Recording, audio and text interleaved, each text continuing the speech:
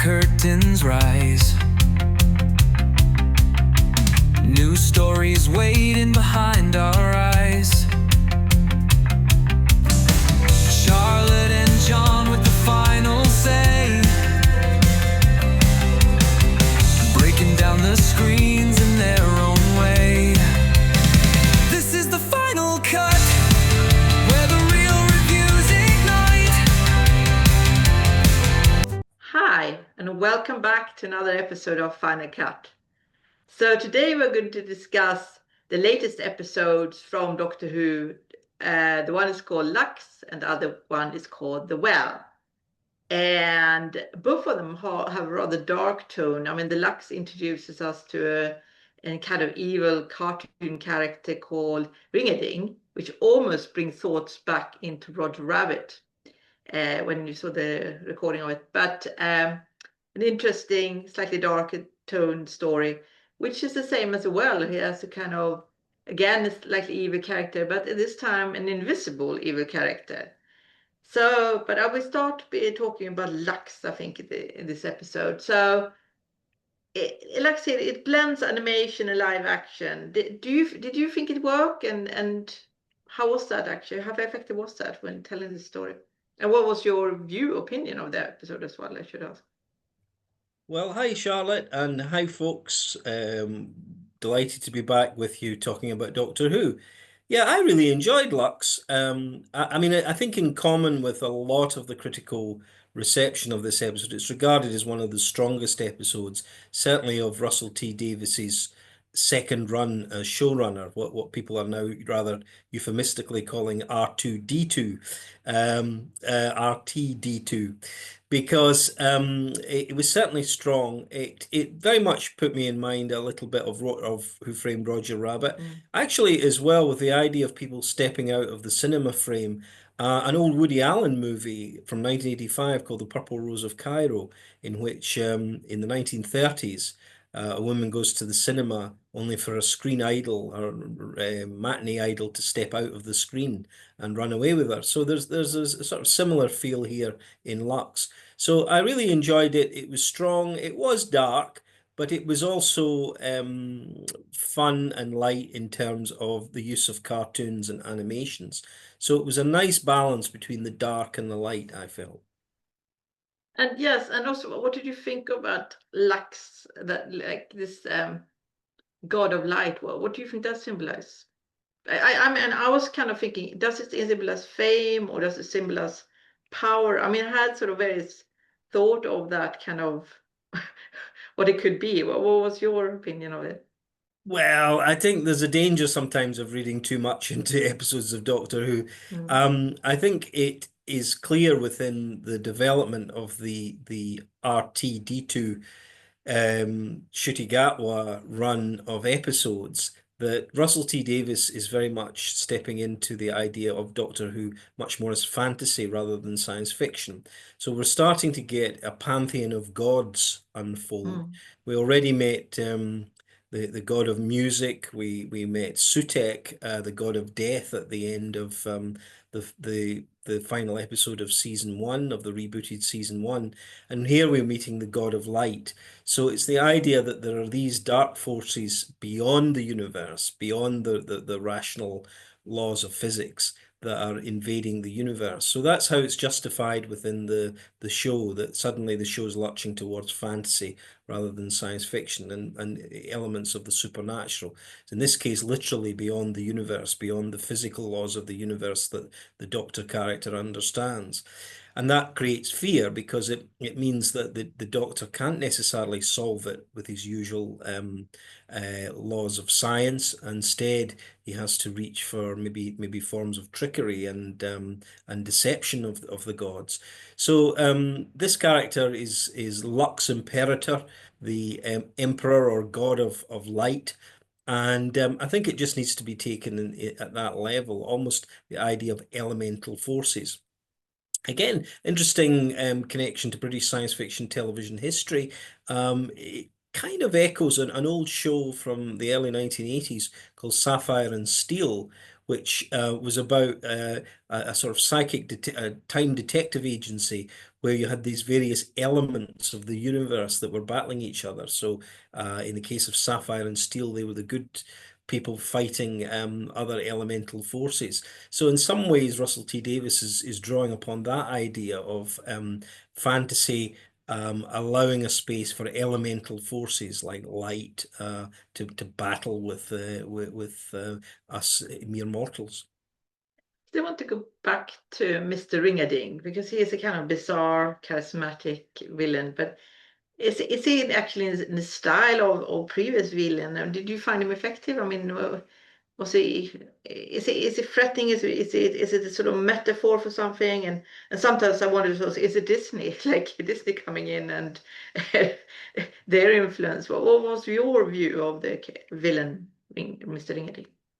Well, I wouldn't say it's done in the style of a Disney cartoon. In fact, that might be seen as an insult to Disney because you're showing a cartoon that turns very dark. So in many ways, it's much more in the style of, it actually struck me more in the style of sort of Max Fleischer cartoons like Felix the Cat, for example, which was an early rival to Disney. But Disney's influence is certainly there in terms of the budget, the ability now to mix live action with animation and to do it convincingly. Doctor Who, even in the rebooted series since 2005, where there was a bigger budget for special effects, even then it could never have attempted to do this sort of mixing of live action and animation. Only with the Disney resources are they able to do it, and it works really well. I mean, I paid attention to the use of animation in the context of the live action, and it was pretty seamless. There was no sense of the actors looking at the wrong place, for example, that you sometimes get in cheaper variations of that. And I thought the character works very well in terms of being something that is ostensibly light and fun for the kids, but has this much darker element to it. That as we think, oh, it's just a cartoon, and then all of a sudden it's actually really dark. The cartoon characters in many ways a kind of trickster figure. Trickster, the idea of some sort of impish devil that comes in and tries to create chaos. So it very much worked, I think, within that level, the idea of the character as a trickster. And then I want to go on this pushing boundaries, and obviously it is physically a boundary where they step out and meet the fans, etc., and kind of step it out of the frame and trying to overlist, but maybe there it is where they're actually trapped, where they can't actually get out. So how did you think that element work? This kind of different words and trying to kind of almost Truman Show like being stuck in. Yes, yes. I mean, in some ways, it's Russell T Davies, the writer, pushing the idea of breaking the frame as far as it could possibly go within the context of Doctor Who. So as soon as you have the idea of breaking the frame, of stepping outside of the film into reality, it's a short logical step or hop to actually think, well, hang on, let's break the frame and have the characters from Doctor Who actually step out into something that resembles our reality.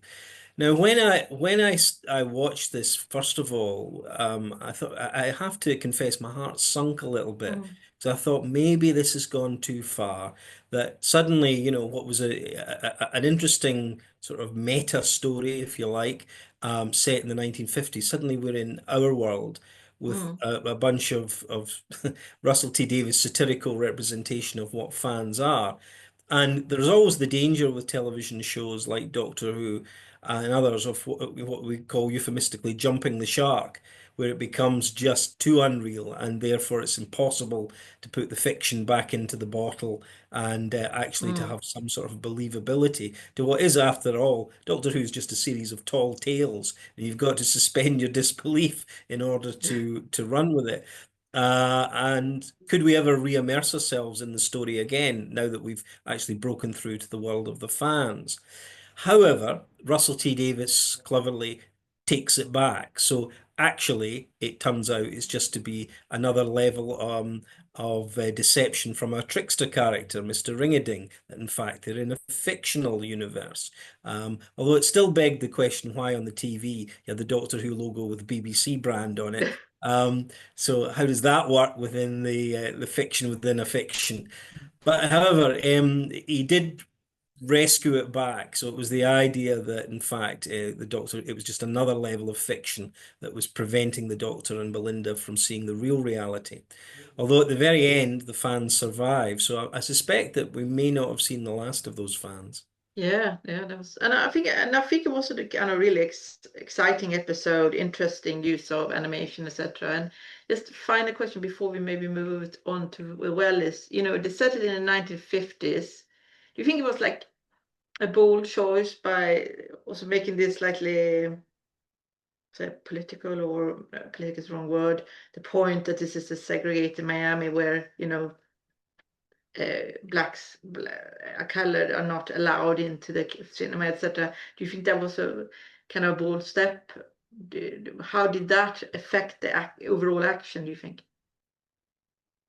Yes, well, I like the 1950s settings. I always like Doctor Who historical stories, and the idea of 1950s America is quite a resonant one because it relates obviously to the theme of cinema and breaking out of the frame. Oddly enough, when there were odd sort of paparazzi shots that appeared a year or so ago when this episode was being produced, and there seemed to be some discussion that perhaps it was all going to be about Roswell Mm. and UFO crashes, but in fact, obviously, it wasn't, and it set for the most part within the confines of a cinema. So the 1950s historical setting worked well with the context of cinema. Because it's boom time for the cinema. And I also liked the resonances to the fact that nuclear testing was going on in the Cold War, and the idea that the god of light would be attracted to the nuclear light. But as soon as, of course, you do this and you make that decision to set it in the 1950s, or indeed any historical setting pre our own contemporary era, you inevitably, when you cast actors of color in the lead roles, you inevitably have to contend with that. And so, actually, I felt that that was handled quite well by Russell T Davies. It wasn't sort of put in your face. But it had to be acknowledged because this was a segregated society, and if we're supposed to suspend disbelief, then we have to be able to actually uh, relate to the fact and understand the historical reality that there were segregation bars. There's a nice line actually within the show itself, the episode, where Russell T Day where the Doctor character is being challenged by Belinda, and he says, "Look, Belinda, I sometimes let worlds topple themselves." So it's the idea that he will not intervene in terms of the overt racism that's going on. Instead, he'll just let history take its course, and eventually that will hopefully resolve itself. So it was handled quite well, but it's always going to be an issue, actually, with historical stories. And I'm glad in some ways that new Doctor Who is acknowledging it and isn't just sort of operating on a sort of colorblind issue, that it is acknowledging the ethnicity of the lead characters. And makes it maybe more topical. I just can't leave this episode without mentioning Belinda. How did you think she performed in this, or what is her role? Did you feel more of her role coming out now, and the fact that she's much more independent and than your previous companions? Yes, if you recall in the our first discussion about the first episode of the new season of Doctor Who, the Robot Revolution, I felt that Belinda was a sort of maybe a rather pale imitation of the previous feisty assistant companion Donna, played by Catherine Mm. Tate in the original Russell T Davies run of episodes back in the noughties. I still oddly felt that with Lux, that her best moments were more when she was involved within the story rather than challenging the Doctor, that sometimes those punches didn't quite land. But I have to say, and this maybe leads us nicely into a segue into the next episode, The Well, that in episode 3, I thought her performance was much more strong and much more emotionally exciting for the viewer to watch. I thought it was a much stronger, more intense performance. So it may simply be that this is an actress who's learning as she gets more into the role, because I do believe More they comfortable shot maybe that with the block of role. episodes in chronological order of transmission. So I felt she was much more strong in The Well and gave an excellent, quite anguished performance at times. So moving on then to Well. So Well is slightly more darker. We almost think of it almost shifts us into the language of psychological horror. How did you so we kind of feel as if we were sitting on our edge of a seat. But how successful do you think they were with getting that sort of horror like thriller like feel to the viewers?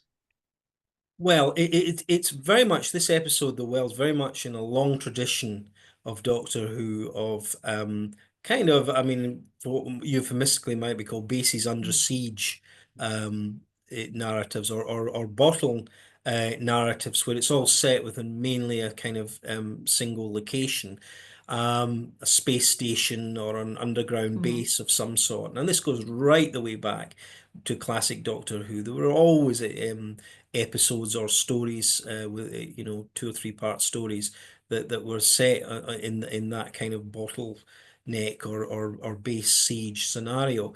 So the Well's very much within that tradition.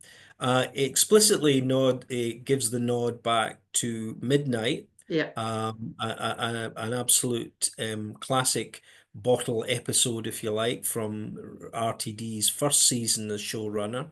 Um, Now, whether you needed to make that connection explicitly, I'm not so sure. It seems to me that, I mean, it's noticeable from the credits that there were two writers on this episode, Russell T Davies, the showrunner, working in collaboration with a new writer called Sharma Angel Wallfall. And it may be, for example, that she pitched the idea of a story set on a base with a well, and Russell T Davies thought, hang on, that's a bit like Yeah. Midnight. So what we'll do is we'll join the two stories together, and therefore preempt any kind of fan criticism that they've seen this sort of bottle type story before. How But do you think nevertheless, they the well was effective, I thought. So how do you think they compare then? If you're comparing the Well to the Midnight, uh, you know, does it live up to the same hype? If that's a way to put it. Well, it was interesting actually. On X, formerly known as Twitter, Stephen Moffat, the one of the former showrunners of the rebooted Doctor who followed Russell T Davies and who actually has contributed some episodes to Ncuti Gatwa's run. He tweeted out on X that hold on to your horses, don't close all the doors. Don't talk to anyone online. This is an absolute stone cold classic. Perhaps Blink's long reign is over, because Blink, written by Stephen Moffat, is Yeah, often regarded as one of the best episodes. I didn't feel that no, The Well lived up to that hype, and I think that was Stephen Moffat rather generously trying to boost the viewership for Doctor Who, which struggled a little bit in terms of yeah. overnight ratings, at least in the UK. So it didn't work as well, but it was a strong, dark story that was probably one of the strongest episodes of Ncuti Gatwa's run, but not, I would say, beating some of the real stone cold classics of an earlier era. Yeah, and I wasn't not a super fan of this, the unseen sort of nature of the creature, and but sort of and kind of maybe wonder, is this the creature from within? Is it the danger from within that we can't spot? Is it a reference to that? So, oh, what do you think it's add to the storytelling? I just it didn't land well with me, but maybe I wasn't picking up something. How did you find this unseen creature? Well, the creature, this is a sequel to Midnight. Now, in the original 2008 episode Midnight, it was very much the creature was unseen essentially. It just invaded human hosts. And what was remarkable about that episode was the way that it used the idea of the monster of the week to explore how the real monsters were actually the human beings themselves, because they turn on each other when they realize there's an unseen enemy within this space shuttle that they're all sort of trapped in. Then they start to fight with each other and think about jettisoning somebody into space if they think that falsely, as it turns out, that they're actually the host. I didn't get so much that resonance with the well. It was just more the idea of a creature on your back and something that is dark and is unseen. And to that extent, this was a more simple exploration of the forces of darkness compared to Midnight. I mean, The Well, if we think about the title, The Well, the idea of something dark, deep, and dangerous, subterranean, perhaps from the deepest recesses of our subconscious. So it's the idea, it's maybe the sum of all our fears, the idea that it's an unseen, unknowing enemy that we can't see, but only just get a brief glimpse of before it's gone. So it's really playing with these kind of primal fears. I heard some criticisms that, in fact, the problem actually was because that kind of psychological horror works very well with a lower budget show. As soon as you have the big budget of Disney with those huge big sets, that somehow that kind of primal fear and claustrophobic horror is diluted by just the sheer size of the Yeah. set. And that could be a potential criticism of the It, well. it makes me almost think of a film that was very popular a few years ago called the Blair Witch Project, which was done very much with shaky cameras. But thing of it was that it was something unseen that you couldn't quite say had a maybe better view of Yes. that example. Moving on though to the character of Alice Fenley, and I was actually very impressed by her performance. I think it was very, very good. And I think it was strong actress. I've almost thought it was a shame that she had such a little role. I think she was great. She kind of livened up in action a bit. But what do you think? What do you make her so compelling? And the fact, and also this idea that she's deaf and she can't actually hear the creature. Well, how did you find that? Yes, at first I thought, okay, so we have a deaf character. Is this a sort of form of stunt casting? Is it really, is it quite laudably an attempt to widen representation and to provide less abled actors a chance to perform in a big budget show like Doctor Who? But of course, it was built in and to the story that in fact the deafness was not just a prop, it was actually part of the story, the fact that she couldn't hear. I thought it was a very good performance from the actress Rose Ayling-Ellis, who did successfully capture both the vulnerability of that character, but also some of the manipulation of her as well. That she knows there's a creature on her back, but she's not going to say because she desperately wants to escape that base. And of course, if she does, then the monster will escape. So that was well done. So a very good performance, and I think not contrary to some of the worst criticisms of this new era of Doctor Who. I didn't think it was just shoehorning in political correctness. I think it actually made it part of the narrative, and that was laudable. Yeah, I think she had a really good performance. Moving on though to this episode, kind of flirts with the idea of moral sacrifice, particularly when she's running away there with an ultimately sacrifice her life, jumping into the well. And I thought that was actually quite dark to be in a kids film. But how did you think that? How did that kind of ethical tension there of she kind of ultimately sacrifice herself by jumping into the well? Well, there's quite a lot of that actually in certainly in the rebooted version of Doctor Who since 2005. I mean, I'm not going to go through it systematically, but there's been a lot of characters that the Doctor has encountered who have sacrificed themselves in order to so that the main characters, whether the Doctor or the companion, can live on. So actually, that character was in quite a long tradition over the last 20 years of Doctor Who, of characters who sacrifice themselves. And of course it's a way of resolving the narrative and Mm. getting us onto the next episode.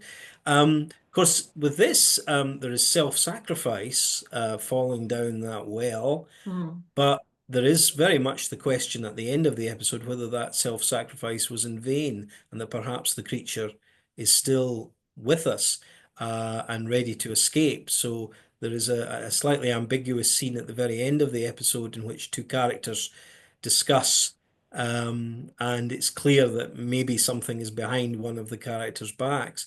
So we may not have seen the last of this monster, and Yeah. it may even be that is a blind by Russell T Davies, and that in fact, who knows, the monster may even have escaped into the TARDIS. So I don't know that, and that's speculation. But certainly there was a hint at the end that the monster was not destroyed by being plunged down a well. Uh, so what do you think the well then is meant to represent? Again, coming back to power, memory, darkness. That's why I felt like both of these episodes are very dark. They are, I don't know if you will live in dark in time, but compared to other episodes of Doctor Who, and particularly written by Russell T Davies, I thought it was very dark. And then what is the symbolism, do you think? Is, Well, I would say that, I think Russell T Davies himself said this when he took over as showrunner way back in 2005. If you look at the entire history of Doctor Who, it's saturated in death. The Doctor Who universe is a very dark and dystopian one. You have the character of the Doctor, who's the hero who brings light, but it's in a very dark universe. Now, this compares interestingly with something like Star Trek, the original sort of classic Star Trek from the 60s, which had much more of a gung-ho optimism that the idea of space is a world of opportunities. It's literally the final frontier, the next and final American frontier to be conquered by the intrepid Americans venturing out on the appropriately named USS Enterprise. So it's steeped in sort of American frontierism. With Doctor Who and other British science fiction television and science fiction in general, you have a much darker view of the universe and indeed of the future, if we take it as science fiction. And you can relate that, as I have in sort of academic writing, for mm, example, to the fact that for Americans in the 1960s onwards, going into space was a physical possibility, whereas for the British it wasn't. All the British could do was look back to the past. So it's interesting that a British show is about time travel, whereas the American show is about going forward and conquering space, if we take Star Trek. So Doctor Who's always been saturated in death, and I would argue that the most effective episodes in the last 20 years of the reboot of Doctor Who called New Who has been the dark ones, the ones mm. that scare us. That's what Doctor Who was originally intended to be. It was supposed to be, the idea of hiding behind the sofa and scaring kids. So I don't think we should be worried about these shows being too dark, because that's what children like. Almost coming to the end of it, but this title the well, it sort of gives a nod to this the midnight. Is it a sort of mythology emerging, a bit like what happened in previous season, where they got together and it became like it was built up to a larger story, or like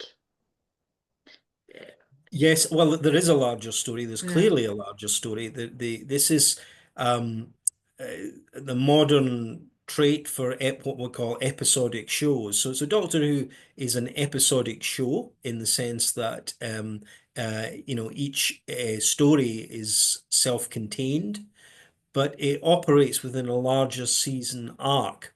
And the season arc is clearly that the gods are coming to invade us. And as we've seen from the very end of episode 1, the Earth appears to have been destroyed. So we saw images of debris of the Eiffel Tower and floating in space in a London cab. So what has happened to the Earth? And the Doctor and Belinda are beginning to understand that the reason maybe that they can't take Belinda back to the exact date and time that she wants to go home is because the Earth may not exist. So it's a larger season arc, and this is the way that New Who has tended to operate. It's been what one would call a sequential series, where each episode is self-contained, story of the week, but part of a larger sequence, a larger story arc that will that will eventually have a narrative payoff in the final 2 episodes, which I understand is a two-parter at the very end of this season. And yeah, these scenes almost made me think about Planet of the Apes. At least I was, when they come in and see what have they done to us, kind of. And yeah, and certainly dark. So, what are your final thoughts, and what is there any other thing you want to add for this episode that we haven't said so far? I'd just say on a subjective level, as a fan, as much as someone who can pontificate, if you like, about Doctor Who, is that I'm finding that each episode is getting better than the last, which is a very good sign. So the robot revolution, as we discussed in our first episode talking about Doctor Who, is kind of a scene opener, quite light, quite airy, and then the episodes get darker and darker, with the well definitely being the most dark. And it looks as if it's going to get even darker as we return to revisit Ruby Sunday, the companion from last season, and see how she's fared. There seems to be some monster on her back as well. So the show is each episode's getting better than the last, which has got to be a good sign. One just hopes that the season is going to get the viewership that it deserves, because there have been some concerns about the ratings. But I did notice that the episode 3 got a bump in overnight viewership compared to the previous episode. So 400,000 more people tuned in Oh, to The wow, Well that's in amazing. the UK compared to Lux. It was still not huge numbers, but it was 1.9 million for The Well overnight ratings, I hasten to add. So streaming figures will come later, compared to 1.5 million for Lux. And you tend to find that if there's been a strong episode the week before, then the audience will come to the next episode. So one waits to see what will happen in terms of the next episode, Lucky Man, and whether it will benefit from an inherited audience of people who maybe through word of mouth heard that The Well was a good Yeah, episode. that's good. Well, let's hope so. And as you know, you can always follow us here and subscribe to our YouTube channel, and we will, of course, release more episode. But thank you very much, and I also want to thank Professor Cook for contributing to this episode, and we will see you next time.